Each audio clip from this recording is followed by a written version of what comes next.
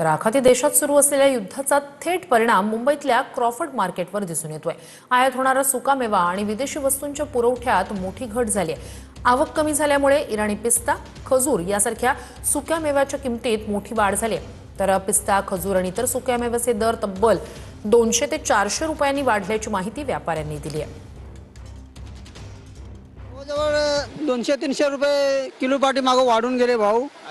काजू, बदाम, पिस्ता, अंजीर, जर्दाळू, किसमिस, बदाम मामरा, इराणी मामरा धंद्यावरती कमी झालं। धंद्याचा परिणाम कमी झाला। धंद्यावर घटच येणार ना।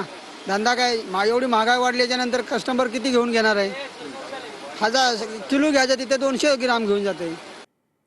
तर आखाती देशातील युद्धाचा कूलर व्यवसायालाही फटका बसलाय। सिलेंडर टंचाईमुळे कूलर तयार करणाऱ्या उद्योगांमध्ये उत्पादन मंदावलंय। लोखंडी बॉडी, स्टँड आणि फ्रेम तयार करण्याचं काम थांबल्याची माहिती आहे। तर पावडर कोटिंग आणि रंगकामासाठी लागणारा गॅस मिळत नसल्यानं काम ठप्प पडलंय।